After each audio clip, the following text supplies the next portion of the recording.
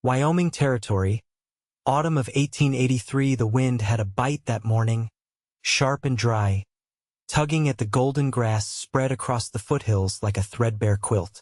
That was when Thomas Fletcher spotted a figure lying face down in the middle of his north pasture. He pulled his horse to a stop, heart kicking hard in his chest. "Whoa, girl," he muttered to the mare, sliding down and running toward the shape. It was a woman.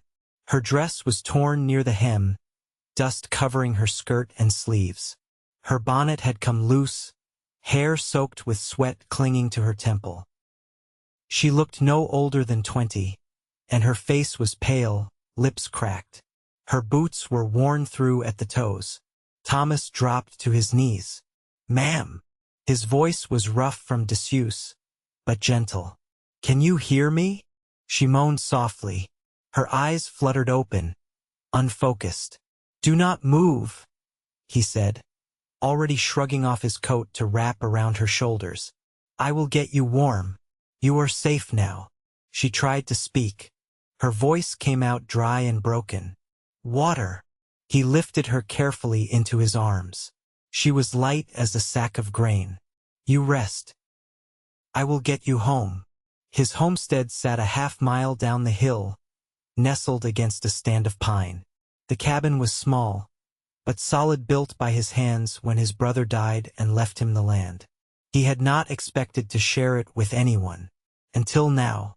She slept the whole ride back, her head against his chest. Thomas guided the horse slow and steady, heart thudding with questions. Who was she? Where had she come from? And why was there a wedding band on her finger? Inside, he laid her down on the narrow bed by the hearth, stoked the fire to life, and brought water to her lips. She drank weakly but enough. When her eyes opened again, they were clearer, green with flecks of gold. Her voice was still hoarse. "Where am I?" "My land," he said simply. "You were out cold in the pasture." She blinked, gathering herself. "Are you Thomas Fletcher?" He straightened. "Yes." She let out a shaky breath. "I am your bride." He stared at her. "I mean," she went on quickly, "I was supposed to be. I answered your letter. The one you sent to the agency in Chicago." He dropped slowly into the chair across from her, confusion lining his face. "I never sent any letter." Her hand went to her chest. "But the man. He said you needed a wife. That you even paid for the train ticket." Thomas frowned. "What man?" Her eyes brimmed with tears. "He said his name was Mr. Keene. He met me off the train in Cheyenne. Said you were waiting, but he took my money. Left me outside town with nothing. I walked for 2 days." Thomas's jaw clenched. "You were swindled." "I have nowhere else," she whispered. "My parents are gone. I sold everything to come here." Then she looked at him, a flicker of shame crossing her face. "I am sorry. I did not mean to trespass." "You did not trespass," he said firmly. He stood again, pacing once as he ran a hand through his hair. "What is your name?" "Nadine Tiller." He glanced over at her. "You are not what I expected to find in my pasture." A breath of laughter left her, dry and soft. "I did not expect to end up there either." He walked to the stove, poured hot water into a tin cup, and added a pinch of salt and sugar. "Drink this. You need strength." She took the cup with both hands, her fingers trembling. "You live out here alone?" "Yes." "No family?" He shook his head. "Brother died in the war. Parents before that." "I am sorry." He nodded once. "Been quiet here a long time." She looked down at her lap. "I was not trying to trap you. I swear it." "I believe you." She looked up, surprised. He met her eyes. "You were lied to. That is not your fault." They sat in silence for a moment, a long, heavy quiet broken only by the pop of the fire. Then she asked, "What happens now?" Thomas studied her. Her cheeks were flushed now, color returning. She looked tired but proud.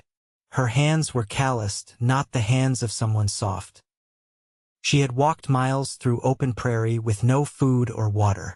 It would have broken most people. "We try again," he said. She drew in a breath. He stepped closer, kneeling beside her. "We do not know each other. Not yet. But you came here looking for something real. I respect that. So we start over. No lies this time." Her eyes filled again, but they were shining now, not sad. He offered her his hand. "You want to stay, Nadine?" She looked down at his hand, then up into his face. "I do." He smiled, small but true. "Then let us try again. Together." She took his hand. And for the first time in years, Thomas Fletcher felt something in his chest shift, like the first crack of spring thaw breaking through a long, hard winter. By the time the sun set, the wind had softened and Nadine slept again, curled beneath a homespun quilt with one hand tucked beneath her cheek. Thomas kept to the far corner of the cabin, slicing strips of jerky for stew and listening to the fire settle. He moved quiet, careful not to wake her. He hadn't planned for company. The cupboard held enough dried beans and cornmeal for one man through winter, but no more. Tomorrow he'd ride to the trading post 2 hours east and see what few dollars he had left might buy. When she stirred near dawn, he was already dressed, buckling his saddlebag closed. She sat up slowly, blinking at the pale light slipping through the chinked logs. "I didn't mean to sleep so long," she said, voice still low from disuse. "You needed it." She pulled the quilt tighter, her eyes lingering on the horseshoe nailed above the door. "You're heading out? The post's a good ride. I'll be back before dark. There's coffee on the stove and bread left from yesterday." She nodded, but her fingers twisted in her lap. He paused at the door. "You'll be all right?" "Yes," she said, though her voice held more steel than ease. "I've managed worse." He gave a single nod and stepped out into the cold morning. The ride gave him time to think. The slope was quiet this time of year, no calving, no harvest. Just the sound of hooves over frost-hardened ground. He passed the broken fence near the south line. He'd need to mend that before snow came, and kept on.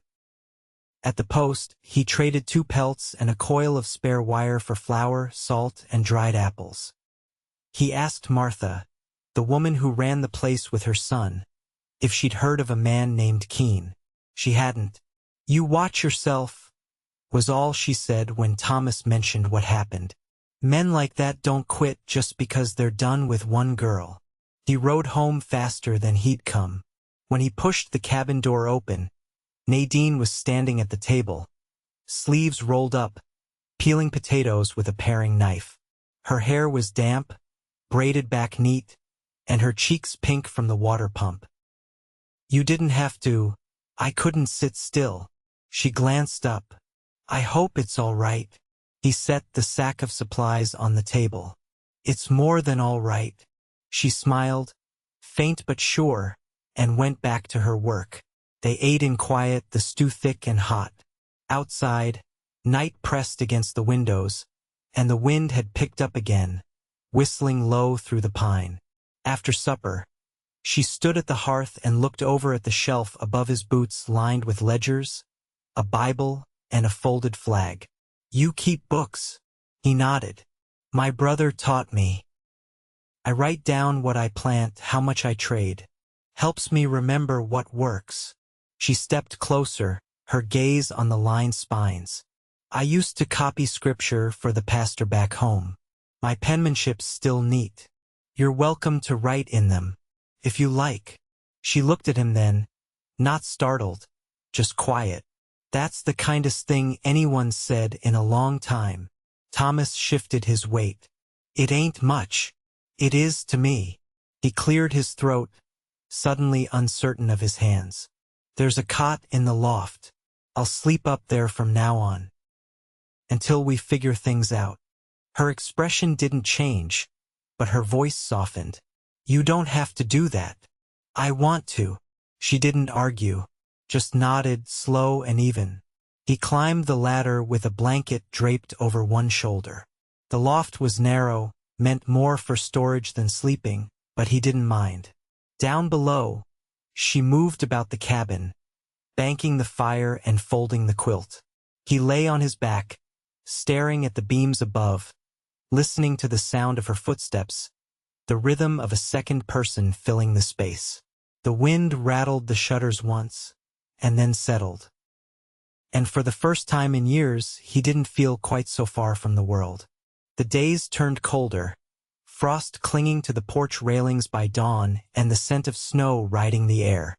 Thomas strung a second line of firewood under the eaves, and Nadine stitched extra lining into her sleeves.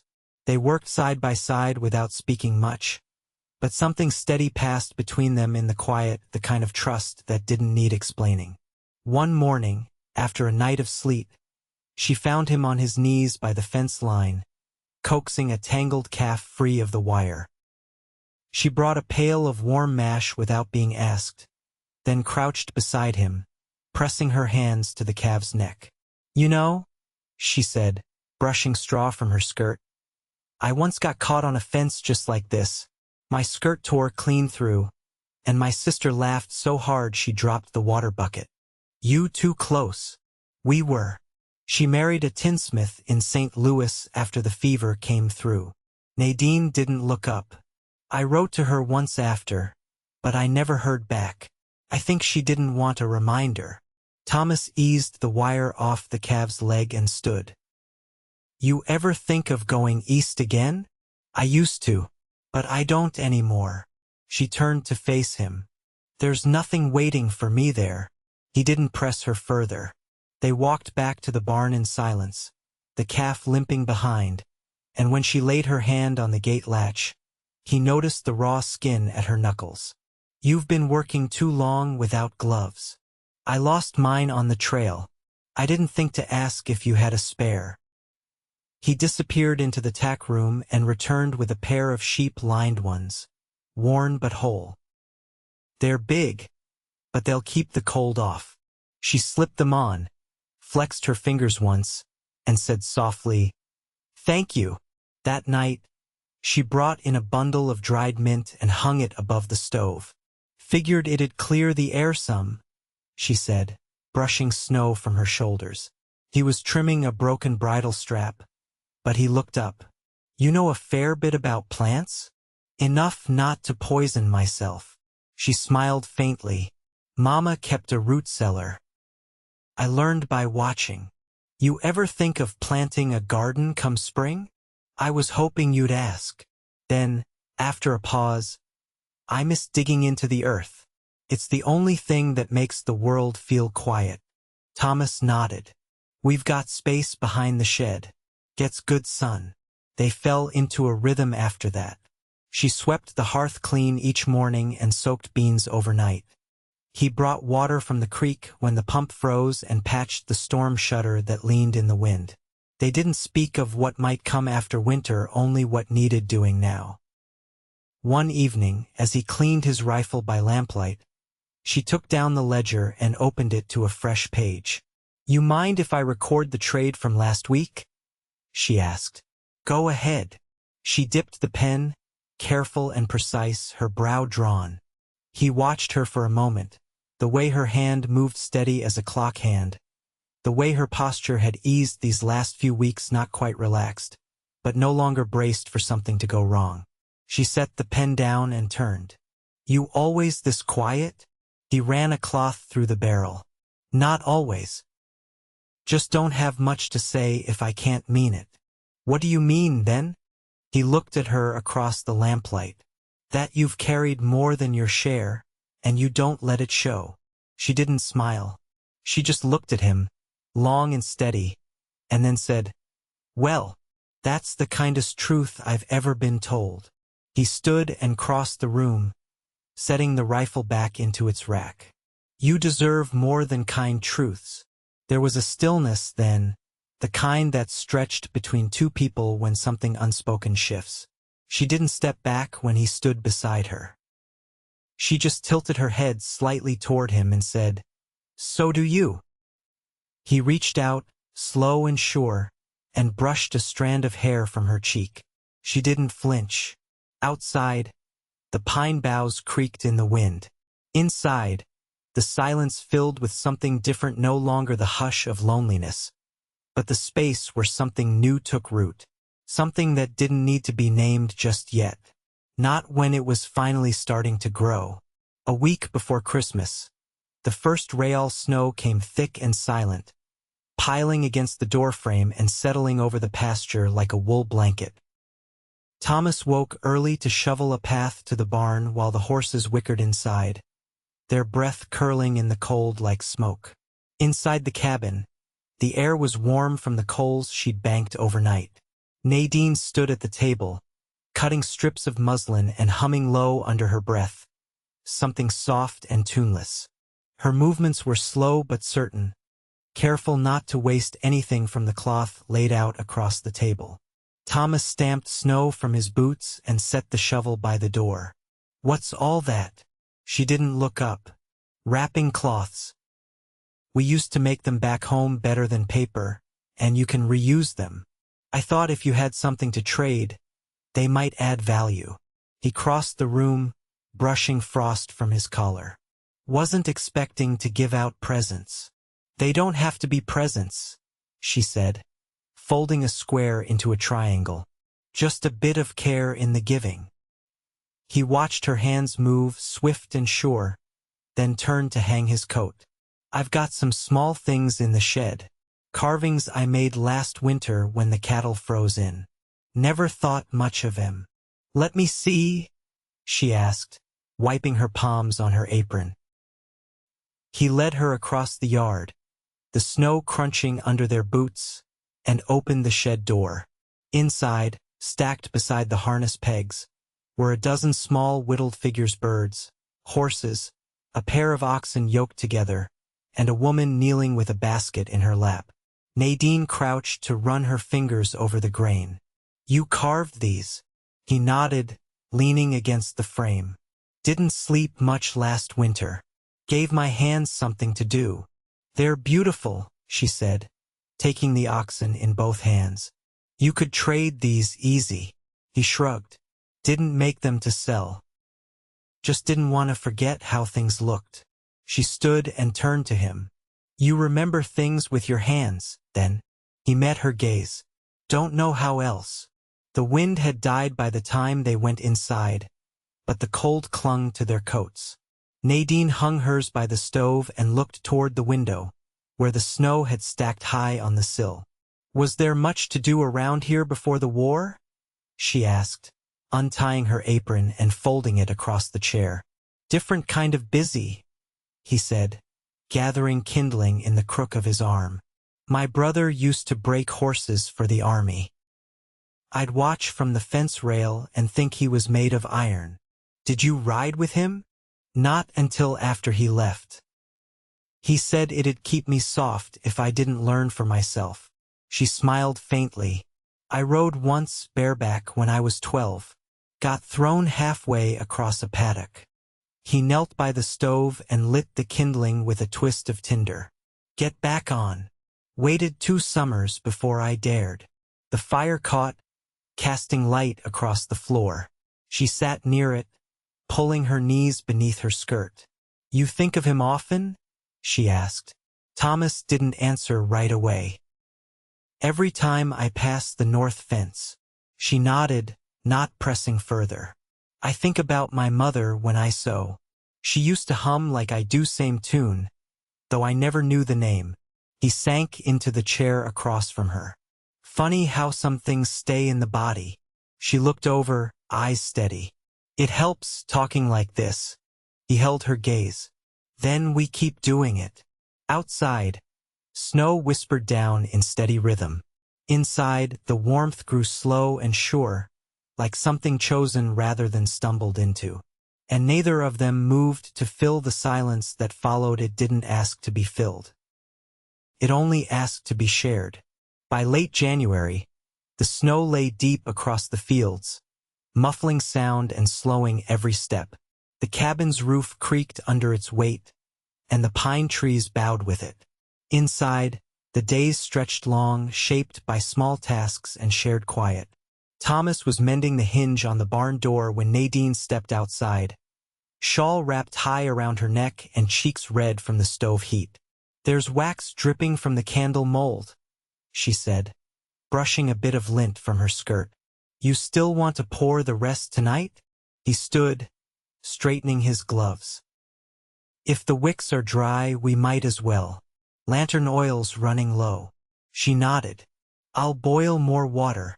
He followed her inside, knocking snow from his boots before stepping over the threshold. The scent of beeswax hung in the air, warm and clean. She had cleared the table, lined the molds with muslin scraps, and set a kettle to steam over the fire. As she worked, he watched the way her hands moved, not hurried, just precise. She dipped the ladle, poured slow and steady, never spilling a drop. "You ever think of teaching?" he asked. She glanced over, brow raised. "You've got a way of showing things that sticks," he said, "like that trick with the vinegar in the dough. I've done it twice since." "I used to help the younger girls at church," she said. "Reading mostly, figures and letters. You should do it again. Once the road's open, there's a schoolhouse in Laramie that needs help. I saw a sign posted last year." She was quiet a long moment. "You think I could manage something like that?" "I think you already do." She didn't answer right away, but her expression softened, and something in her shoulders loosened.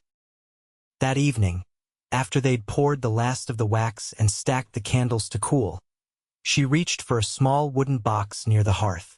"I've been saving these," she said, lifting the lid. Inside were 3 squares of fabric, faded calico, worn flannel, and a strip of old curtain lace folded around bits of dried rosehip and lavender root. "They were my mother's. I kept them through the train ride, the walking, all of it." "Why?"